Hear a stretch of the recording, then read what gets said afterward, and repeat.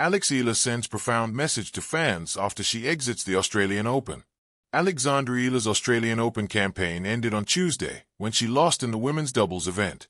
Eala and Inigo Gamara Martins were defeated by Magda Linette and Shuko Ami in the first round, 7-6, 2-6, 6-3. Earlier in the week, Eala was defeated in the first round of the women's singles event, despite having the support of the partisan crowd. The Filipina, 20, was beaten 0-6, 6-3, 6-2 by American player Alicia Parks. After losing her doubles match on Thursday, Eala posted a heartwarming message on social media, one that paid tribute to her fans. Alexandra Eala reflects on truly moving Australian Open support. In an Instagram story posted on Tuesday, Eala said, "I wanted to touch on the enormous amount of support I've received this week. It's truly moving to see how my work can touch so many lives in one way or another. It reminds me that what I do is part of something shared. This year's Australian Open has left a lasting impression and is an experience I'll carry with me as I work moving forward. See you next year." In an Instagram post, the Filipina added, "Being able to play here is such a privilege. One that must be earned, but a privilege nonetheless. Learning, growing and enjoying. Thank you, Melbourne." Eala, the world number 49, has since traveled to Manila to take part in the inaugural Philippine Women's Open. Eala confirmed her appearance at the event on Wednesday. The event, taking place from January 26 to 31st, is also set to feature Paulina Kudermetova, Donna Vekic, and Australian Open one-point slam finalist Joanna Garland. A tactical summary of Alexandra Eala's loss to Alicia Parks. The masses of Filipino fans who packed into Court 6 on Monday could not prevent Alex Eala's loss to Alicia Parks. Eala's weakness against Parks was breakpoint conversion. The 20-year-old struggled to break the American serve throughout the contest, winning only 4 of her 17 breakpoint opportunities, as per SofaScore. For comparison, Parks saved 4 of the 8 breakpoints she faced on her serve. Eala was also outgunned in the ace category. Parks served 12 aces to Eala's 1. Eala made 59% of her first serves, winning 68% of those points. The Filipina also won 45% of her second serve points. The 20-year-old failed to capitalize on poor periods of serving by Parks. The American served 10 double faults and only won 32% of her second serve points. If Eala is to reach the top of the women's game, she must be more ruthless when major opportunities arise, as they did frequently during her match against Parks. The last ball had already bounced twice before the sound of it truly settled in.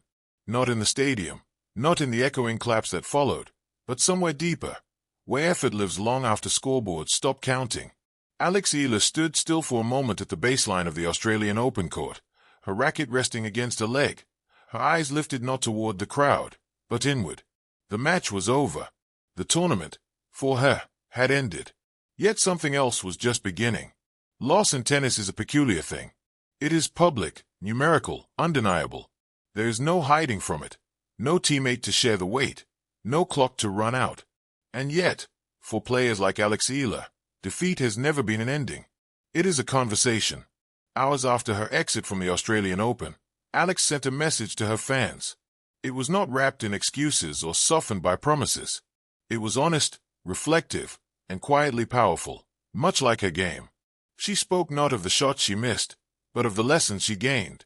Not of disappointment, but of direction. "Every match teaches you who you are," she wrote, and in that single sentence, she reminded everyone why they believed in her in the first place. More than a result. For many fans, the Australian Open represents prestige, pressure, and possibility. For Alex Eala, it has always been something more intimate, a testing ground. From her earliest appearances on the international stage, she has carried more than a racket into competition. She carries a nation's pride, youthful expectations, and her own relentless standards. Her exit did not come easily. It never does. But as she acknowledged in her message, growth rarely announces itself with trophies. Sometimes it arrives quietly, disguised as heartbreak. She wrote about waking up early for training, about long rallies that stretched beyond endurance, about moments in the match where belief wavered, and how she learned to bring it back. The message was not dramatic, but it was deeply human.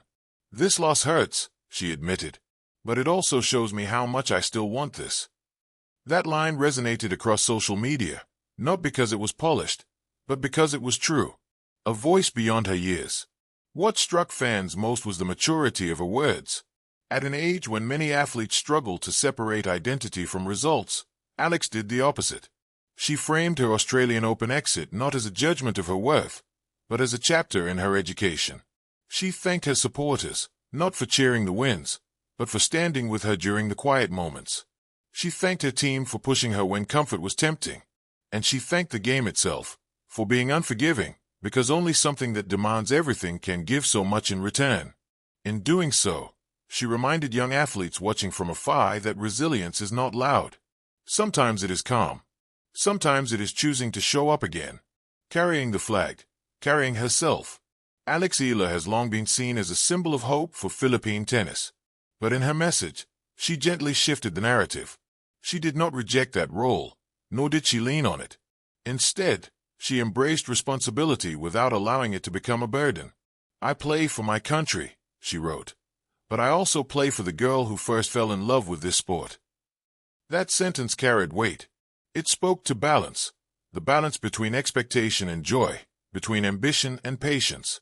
It reminded fans that before rankings and headlines, there was passion. And passion, when protected, outlasts pressure. What comes after the applause? The Australian Open lights eventually dim. Courts are cleared. Champions move forward. Those who fall behind return to work. Alex's message made one thing clear. She belongs firmly in the latter group, the workers. She spoke about returning to training with clearer goals, about sharpening mental strength as much as technique, about learning to close matches, to manage nerves, to trust her preparation even when the moment feels overwhelming. There was no timeline attached, no bold prediction, just commitment. "I'll be back," she wrote, "stronger in ways you might not see yet." And that promise felt unshakable. Why her message matters. In an era obsessed with instant success, Alex Eala's words stood out because they resisted urgency. They honored process. They gave permission to struggle. For fans, especially young ones, her message was a reminder that setbacks are not detours. They are part of the road. That leaving a tournament early does not mean leaving your dream behind. That dignity in loss is as powerful as celebration in victory. Alex did not ask for sympathy. She offered perspective.